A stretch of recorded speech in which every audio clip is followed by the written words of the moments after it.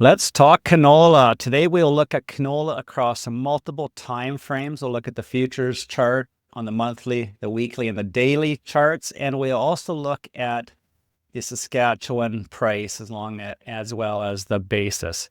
My name is Trent Klarenbach with Klarenbach Research. Today is April the 9th, 2025. The first chart here is the canola futures chart, is the continuous next contract in front.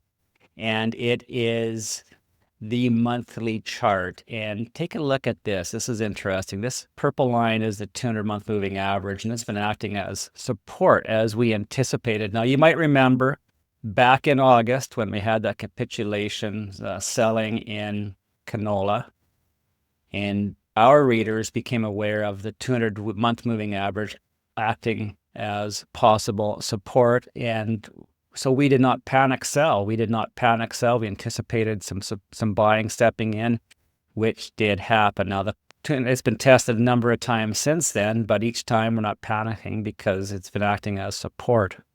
This is, again, a monthly chart, and we can see an inverse head and shoulders pattern forming here in the monthly chart. So what is a So if you can imagine, if you're not familiar with the pattern, just imagine your head and your left shoulder head and your right shoulder, flip that upside down for the inverse. And this is what we're looking at here as a possible head and shoulders pattern completing.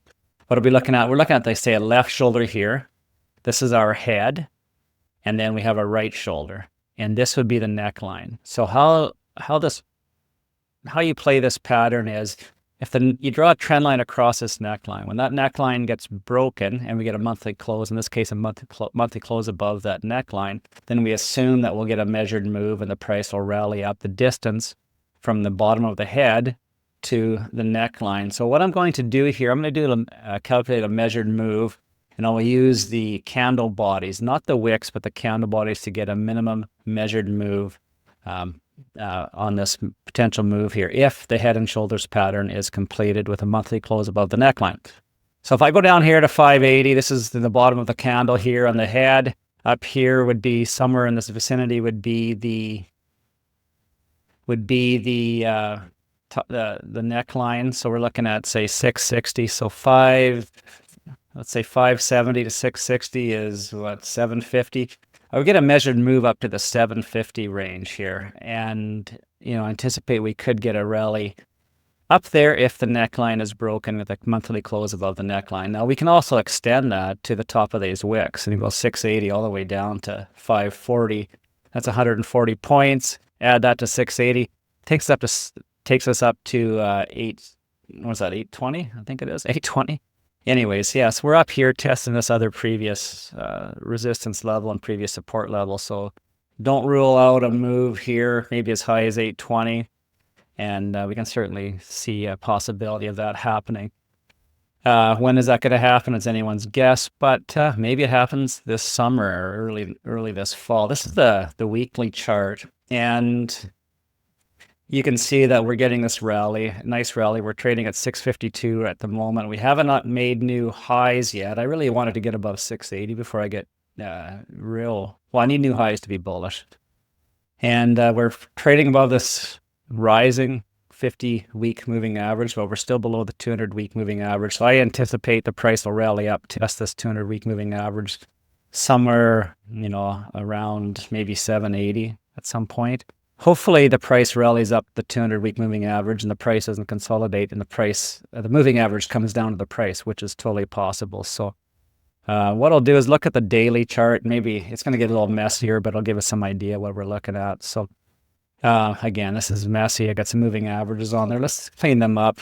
We're below the 200 or above the 250-day moving average, which is, what you want to be. We need that at the bare minimum to be bullish.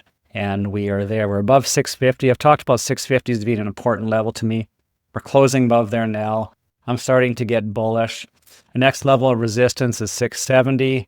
We have this trend line above, but setting up, I think over time we can get up to that 700 level for sure, test this other fib level. So I feel good about canola at the moment. It's just, what is your time frame going to be in the next little while? So if I wanted to replace canola, I'd start replacing it above 650. Where would the stop go? That's a good question. That's pretty wide, 600.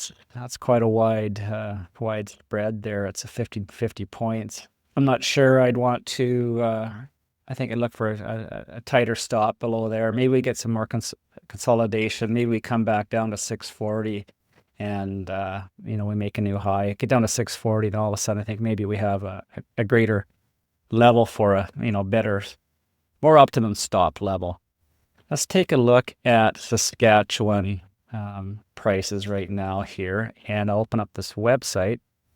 And this is our member area of our website. We're doing a relaunch of it here in the next couple, well, hopefully in the next month. To make it easier access, there's been some issues with the access of it, but nonetheless, here is our sentiment where, you can see we're neutral, bearish on the longer time frame. Despite being bullish, I guess, on the previous chart on the longer time frame, we're feeling good about the price. I don't think I think there's lower lows to be made in the future, and so we'll see how that plays out. We track our sell signals against the average price, and you can see that holding your canola has, as long as you can, has been the play this year. And right now, the current price, my current Klarenbach price index, is $1 a bushel more than the average price for the year. So what that means, if you're selling daily or once a week, every week, that the current price is higher than that average price you would have obtained. So price for the year, my KPI for the year is 14.24. I know there's offers out there and selling going on to 14.50 or in that ballpark, but this is our Klarenbach price index. So we're approaching that previous high, which I think we will get there. Scroll down to our charts. You will remember this logarithmic chart. This is the weekly chart of Saskatchewan canola prices using my index. And, this is the way these things work out. We broke above this trend line. We tested it once. I'd say we tested it twice. And, now we're back above our moving average. We're trying to make new highs. It feels like it will. Maybe the inverse head and shoulders pattern is more evident on this chart here with the left shoulder head, right shoulder. We break above this neckline, then, well, it's probably a significant move higher. And we've talked about that in the past, talked about $16 and $18. We'll see if that, plays out or not. But this is the linear chart. And it's feeling good for canola. It actually feels really good for canola. The basis has been rallying. We saw that spike down. I call it the China syndrome. Now we've making new highs where my price index basis is, making 1 year new high, 1.5, 18-month highs, right? So it's moving in the right direction.